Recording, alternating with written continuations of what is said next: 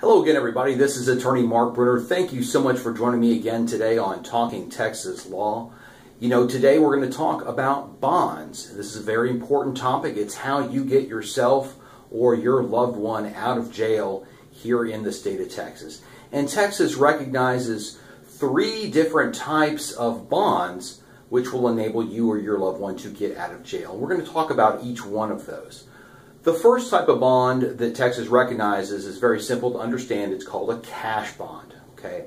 Now, a bond is an amount of money that a judge will issue to a defendant when they come to jail. That amount of money needs to be posted to that jail, to that county, and then when that money is posted, the defendant is let go, at least temporarily, until the case winds through the justice system. But at least while that case is going on, in the background, the person's not sitting in jail waiting for things to happen. They are, quote, out on bond.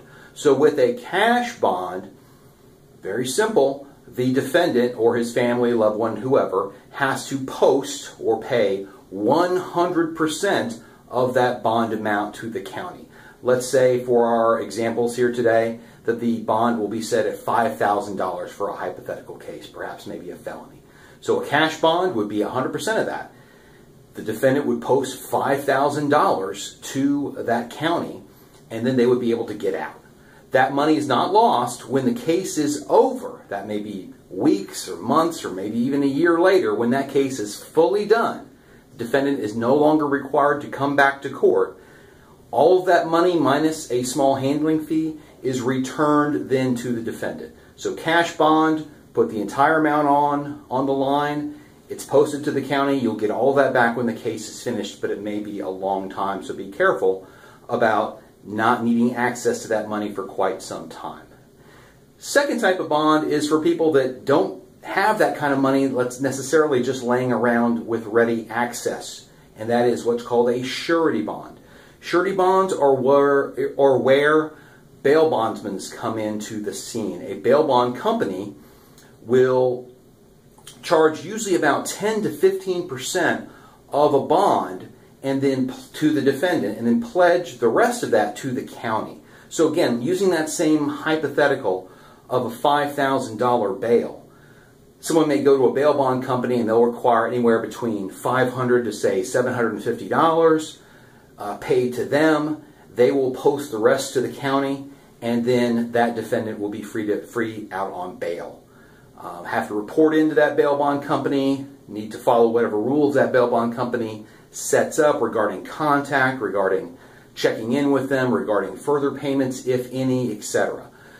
When the case is over, that 10 to 15% that someone has paid to that bail bondsman, that money is lost. I mean, that's the fee for the bail bond company's service. So you're not getting that money back.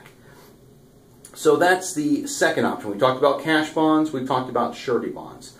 The last one is a personal recognizance or PR bond.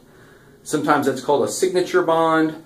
Basically what it is a judge will release that defendant, quote, on their own recognizance, meaning kind of on their own pledge and their own behavior, to report to the court as directed as the case unfolds. So if someone is not necessarily even having to post any money, they are just pledging to the court that they swear that they will abide by the terms of their release. They won't get into any more trouble. They will show up to court like they're supposed to, and really they're just let out kind of on their own honor. So if you can get a PR bond, that's great. It's no money out of your pocket. With that in mind, all of these bonds have a risk that you could lose, or what's called forfeit your bond, if you don't come to court like you're supposed to. If the court loses track of you and you're not there, you risk losing that bond. If it's a cash bond, you may have a lot of money on the table there. If it's a surety bond, that bail bondsman may really lean on trying to find you, to hunt you down. They may even hire a bounty hunter to come find you and bring you back to the court.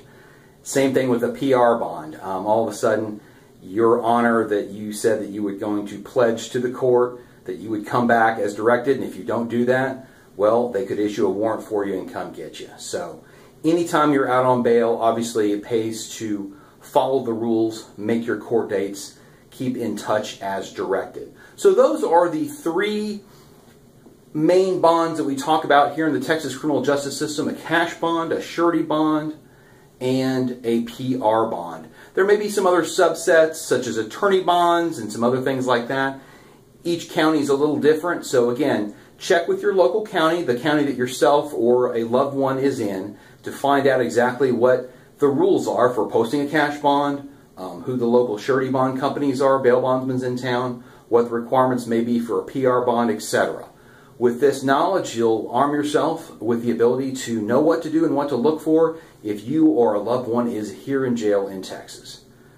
With that in mind, here's a disclaimer. This video is being offered for educational and informational purposes only. This is not a legal consultation, and unless you are already a contracted client of mine, I'm not your lawyer. Until next time, thank you so much for joining me today on Talking Texas Law. This has been Attorney Mark Brunner. Thank y'all.